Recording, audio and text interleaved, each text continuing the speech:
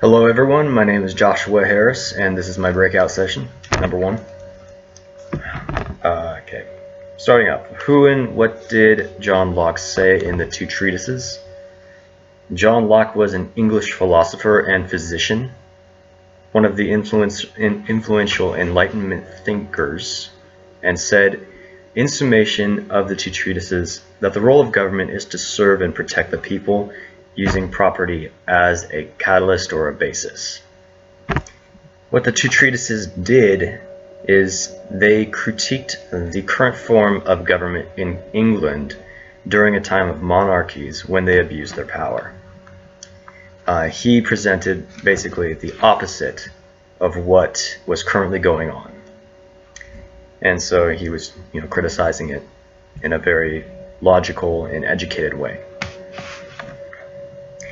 The major political arguments that he made in these two treatises are as follows. I'm looking down at my paper, by the way. I have all my notes here. Political power is the right to create laws for protection and regulation of property. 2. All men are originally in a state of nature defined by free will. 3. Nature is the communal, decentralized, peaceful living state, whereas war is the aggressing state against others' rights, liberties, freedoms, and life. 4. Property is God-given in the form of the earth and everything in it, and individual property is also attainable through labor, being put into the said object or land or so on and so forth. Majority rule in a three-branch government is the theory that he put forth for what would be the antidote to the rampant power-abusing monarchies of the time. It's basically the same kind of government that we have that's, in service to the people rather than in service to itself.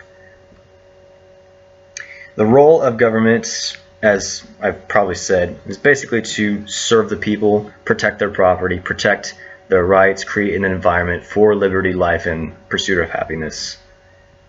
And, of course, property ownership is the basis for which he would base this kind of government on. The 5 implications that I believe are, well, fairly obvious, but also maybe not, I don't know. But I wrote them down. The 5 implications of Locke's theory are this. The three-branch government that we now know, he already put it forth back in the 1600s. 2. The life, liberty, and property concept, as well as the Bill of Rights. I don't believe that if we didn't understand these 3 things, that we would also have the Bill of Rights. I digress.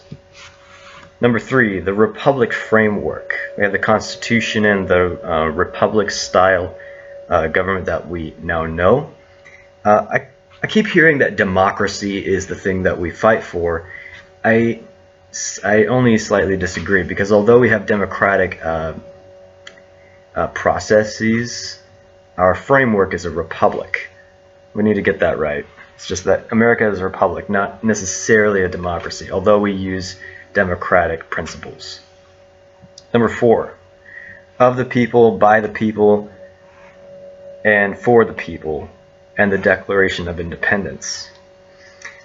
This document and also this philosophy is mostly born out of Locke's ideas that will really influence the writers of this document. And number 5, individualism. This idea of being an individual and being free and autonomous despite being under a system. So that's it. Oh, actually, no, that's not it. The last part is, why did they consider him a radical, and why would some today still consider him to be a radical? Well, in short, it's because of his deeply rooted faith-based beliefs that, the central part of all this, like the ultimate authority, is essentially God. And we are all servants/children of God, and that everything that we get from him, including authority, government, benefits, etc., etc.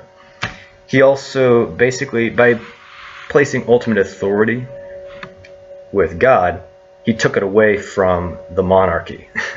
So if you're living in a monarchy where the king is the ultimate authority, he can do whatever he wants, and suddenly you come forth with this document that says, no, you're not in charge, God still is. Well, that'd be a pretty radical thing to say, wouldn't it? Also today, where America has at one point been a very Christian nation, we have definitely declined quite a bit. I could definitely see that he would be considered a radical still, because there are plenty of people here who would love the idea of socialism, or they would welcome it. And John Locke is advocating for the direct opposite. This socialism and these liberal ideas.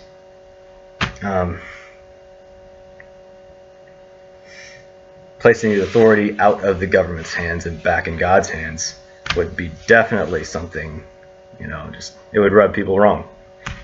A lot of people wrong. So that is my response. Thank you for watching.